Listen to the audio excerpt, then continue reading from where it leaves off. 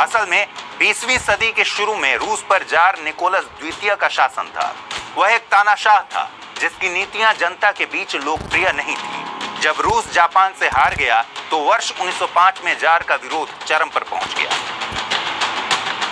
9 जनवरी 1905 को रूसी मजदूरों का एक जत्था अपनी पत्नी और बच्चों के साथ जार को ज्ञापन सौंपने के लिए निकला। ये लोग सेंट पीटर्सबर्ग में मौजूद विंटर पैलेस की ओर जा रहे थे, लेकिन निरंकुश शासक के सिपाहियों ने मजदूरों पर गोलियां बरसा दी। सेंट पीटर्सबर्ग की सड़कों पर खून की होली खेली गई। चूंकि 9 जनवरी को संडे का दिन था, इसलिए यह घटना इतिहास में ब्लडी संडे के नाम से जानी जाती है। इस घटना में हजारों की संख्या में मजदूर और उनके परिजन मारे गए और समूचे रूस में जार के खिलाफ प्रदर्शन होने लगे। लिहाजा देर सबेर दूसरी क्रांति तो होनी ही थी। इसलिए 1905 की घटना को 1917 की क्रांति की पृष्ठभूमि के तौर पर जाना जाता है। इस क्रांति के दौरान रूस में नए तरह के संगठन की शुरुआत हुई, जिसे सोवियत नाम दिया गया।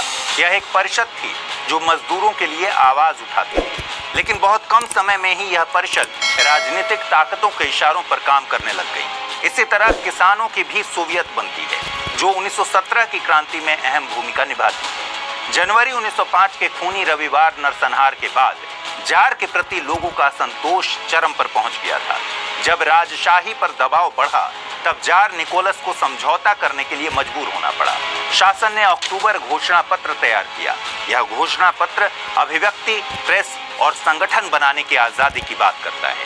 इसमें एक निर्वाचित संसद यानी ड्यूमा के गठन की बात की गई। इसके जरिए स्पष्ट रूप से रूस को असीमित निरंकुशता से संवैधानिक राजतंत्र में बदल दिया गया। हालांकि बाद में जार अक्टूबर घोषणा पत्र में किए गए वायदों से मुकर गया। जहां एक और जार अपने वायदों पर टिका नहीं रहा, वहीं ड्यूमा भी रूसी जनता की आकांक्षाओं पर खरी नहीं उतर पाई। जनता की परेशानियां जस की तस बनी रही। इस काउंसिल में आधे सदस्य सीधे सम्राट द्वारा ही नियुक्त थे। कानूनों में यह निर्धारित था कि मंत्रियों को ड्यूमा द्वारा नियुक्त नहीं किया जा सकेगा और वे इसके प्रति जिम्मेदार नहीं होंगे। इसके अलावा निकोलस के पास ड्यूमा को बर्खास्त करने और जब चाहे तब नए चुनावों की घोषणा करने की शक्ति थी। कुल मिलाकर ये कि जमीनी स्तर पर रूस की सरकार एक गैर आधिकारिक पूर्ण राजशाही बनी रही। ड्यूमा का गठन इस उम्मीद में किया गया था कि यह रूसी साम्राज्य में सुधार लाएगा और राजशाही और जनता के बीच मध्यस्थता करेगा। इसे एक तरह की विधायिका के रूप में देखा गया, जो देश की विभिन्न सामाजिक, आर्थिक और राजनीतिक समस्याओं पर चर्चा कर सकती थी। लेकिन ड्यूमा की शक्तियां सीमित थीं। राजा निकोलस अक्सर इसके फैसलों को अनदेखा या फिर खारिज कर देता था। इसके अलावा ड्यूमा के चुनावों में भी तमाम तरह की गड़बड़ियां थीं, जिससे इसकी प्रतिनिधित्वकारी शक्ति कमजोर पड़ गई। हालांकि इससे सिर्फ आम लोगों के बीच असंतोष नहीं था, कुलीन वर्ग के बीच भी बेचैनी थी। ड्यूमा के कई बार विघटन ने कुलीन वर्ग के उदारवादी तत्वों तक में भी असंतोष फैला दिया। देश तमाम तरह की अशांतियों से गुजर ही रहा था कि 1914 में शुरू हुए फर्स्ट वर्ल्ड वॉर में रूस कूद पड़ा। 1914 के अगस्त महीने में रूस सर्बिया, ब्रिटेन और फ्रांस के समर्थन में प्रथम विश्व युद्ध में शामिल हो गया। जार निकोलस इस जंग के जरिए अपने साम्राज्य विस्तार का सपना देख रहा था, लेकिन रूस के लिए इस युद्ध में शामिल होना विनाशकारी साबित हुआ। रूस के सैनिक आधुनिक हथियारों से लैस जर्मनी की सेना के सामने फिसड्डी साबित हुए। इस युद्ध में उसे बड़ी कठिनाइयों का सामना करना पड़ा। रूस के पास बहुतंत्रीय सेना होने के बावजूद वो बड़े नुकसान से होकर गुजरा। फरवरी 1917 तक करीब 6 लाख रूसी सैनिक मारे गए। इस जंग में रूस को मिली हानि सामाजिक और आर्थिक असुरक्षा में और इजाफा करने वाली वजह बन गई। लिहाजा लोगों में असंतुलन बढ़ा और उनमें एक प्रकार का गुस्सा पैदा हुआ। सैनिकों को आधिकारिक सहायता, उचित शर्तें और योग्य नेतृत्व में कमी होने के कारण सफलता मिलना मुश्किल था। सैन्य की कमजोरी ने सामाजिक असंतोष को और ज्यादा बढ़ाया। शिक्षा की कमी से लोगों में अवसाद पनपा और यह भी अर्थव्यवस्था में सुधार की राहों में रुकावट बनता रहा। ज्यादातर लोगों की पहुंच उच्च शिक्षा तक नहीं थी। दरअसल रूसी साम्राज्य एक अद्भुत साम्राज्य था जो एकल सत्ता के सिद्धांत पर आधारित था। साम्राज्य के सामने समाज में भेदभाव की समस्या थी। अधिकारी वर्ग और सामान्य लोगों के बीच लंबी चौड़ी खाई थी। यह समस्या अन्याय और राजनीतिक उपेक्षा को बढ़ा रही थी। साम्राज्य में राजनीतिक असंतुलन था जो विभिन्न समूहों के बीच विवादों को बढ़ा रहा था। विभिन्न राजनीतिक समूहों की आपसी टकराहट ने रूसी समाज में अशांति और असमंजस को बढ़ा दिया। फिर 1905 में हुए उदारवादी परिवर्तन की कोशिशें भी आर्थिक स्थिति में सुधार करने में नाकाम रही। उदारवादी परिवर्तनों का पर्याप्त असर नहीं हुआ और लोगों के बीच आर्थिक असमानता बनी रही। उदारवादी परिवर्तनों में सरकार की नकारात्मक सोच से लोगों की उम्मीदें टूट गईं। इससे आम जनता में सरकार के प्रति विश्वास कम होता गया। इन सभी कारणों ने मिलकर प्रथम विश्व युद्ध के चलते रूसी साम्राज्य में पैदा होने वाले सामाजिक, आर्थिक और राजनीतिक संकटों को बढ़ाया। इस संकट ने क्रांति की दिशा में रूस को एक और कदम आगे बढ़ा दिया। क्रांति से पहले कुछ इलाकों में कृषि की स्थिति खराब थी। किसानों के पास अच्छे दानों का अभाव था, जिसके कारण उत्पादन में भारी कमी हुई। दूसरी तरफ 1916-17 में रूस में भीषण अकाल पड़ा। इससे भयंकर रूप से खाद्यान्न संकट पैदा हुआ। इस संकट के लिए लोगों ने राजशाही को जिम्मेदार माना। आखिरकार यह गुस्सा क्रांति में तब्दील हो गया।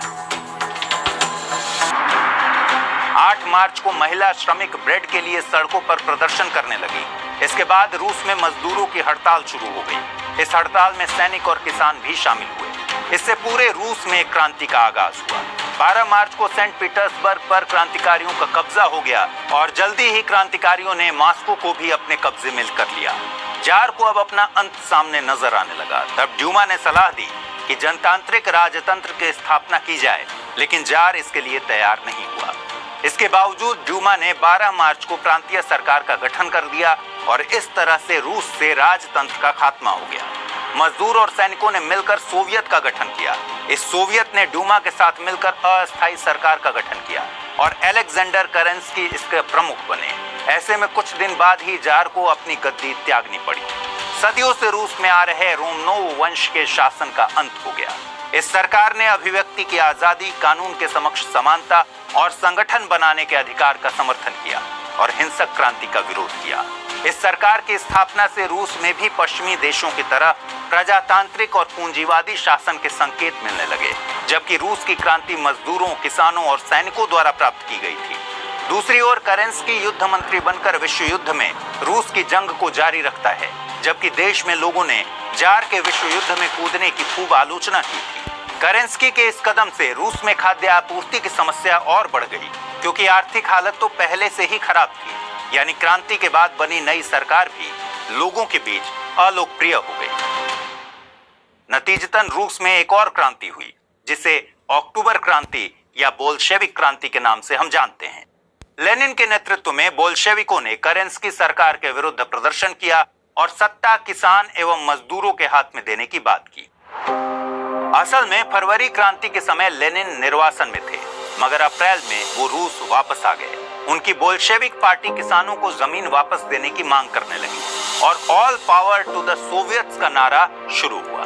गैर रूसियों के सवाल पर भी वे मुखर हुए और उनके लिए समान अधिकार की वकालत करने लगे। बोल्शेविकों ने सरकार के सामने अपनी 4 मांगे रखी। पहली, राज्य के उत्पादन और वितरण के साधनों पर मजदूरों और किसानों का नियंत्रण होना चाहिए। दूसरी मांग, रूस में शांति की स्थापना हो और इसके लिए सरकार प्रथम विश्व युद्ध से खुद को अलग करे। तीसरी मांग थी, खेतीहर मजदूरों और छोटे किसानों के पास जमीन का मालिकाना हक हो। चौथी और अंतिम मांग के मुताबिक गैर रूसी लोगों को भी देश में समान दर्जा मिलना चाहिए। इस मांग के पीछे वजह थी कि रूसी साम्राज्य एक बहुदेशीयता वाला साम्राज्य था। रूस की लगभग आधी आबादी में पोलैंड, फिनलैंड, लातविया और लिथुआनिया जैसे देशों के लोग थे। ये संख्या के मामले में अल्पसंख्यक थे। जार ने गैर रूसी राष्ट्रीयताओं की भाषाओं में पुस्तकों और समाचार पत्रों के प्रकाशन पर पूरी तरह पाबंदी लगाई थी। सरकार ने गैर रूसियों के खिलाफ देश में नफरत की भावना का प्रसार किया। रूसी उन्हें निम्न जातियों के रूप में देखते थे। चूंकि केरेंस्की गवर्नमेंट इन मांगों को ठुकरा देती है, इसलिए रूस में क्रांति भड़क उठी। क्रांति के दौरान बोल्शेविकों ने सरकारी भवनों, रेलवे, बिजली घरों पर नियंत्रण स्थापित कर लिया। 17 नवंबर 1917 को केरेंस्की सरकार गिर गई। नतीजा ये हुआ कि केरेंस्की को त्यागपत्र देना पड़ा और लेनिन के नेतृत्व में राजतंत्र का खात्मा हुआ और सर्वहारा का शासन स्थापित हो गया। जर्मनी के साथ बेस्टलिटोवस की संधि द्वारा प्रथम विश्व युद्ध से रूस अलग हो गया। रूस में उत्पादन और वितरण के साधनों पर राज्य का नियंत्रण स्थापित हो गया। रूसी साम्राज्य के सबसे बड़े शोषक सामंत, कुलीन वर्ग और चर्च के शासन की समाप्ति हुई। वर्ग भेद का खात्मा हुआ और देश में शिक्षा का प्रसार शुरू हुआ। हालांकि लेनिन के सत्ता में आने के तुरंत बाद रूस गृह युद्ध का शिकार हो गया। इसमें जार के सैन्य अधिकारी लेनिन की सरकार के खिलाफ सशस्त्र विद्रोह का आगाज करने लगे। इस जंग में फ्रांस, जापान और अमेरिका जैसे देश भी इनके साथ थे। इस युद्ध में जार की सेना को व्हाइट आर्मी और सोवियत की सेना को रेड आर्मी का नाम दिया गया। इस जंग का खात्मा 1921 में रेड आर्मी की जीत के साथ हुआ। लेनिन 1917 से 1924 तक सोवियत रूस के और 1922 से 1924 तक सोवियत संघ के हेड ऑफ गवर्नमेंट रहे।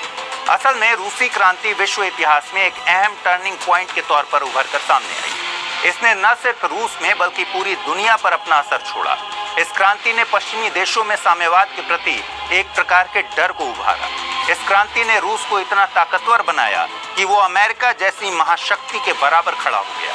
1950 के दशक के शीत युद्ध में इसका सबसे बड़ा प्रमाण छिपा है। इसी क्रांति ने पूरी दुनिया को समाजवाद की राह दिखाई, जिसे दुनिया के कई देशों ने अपनाया।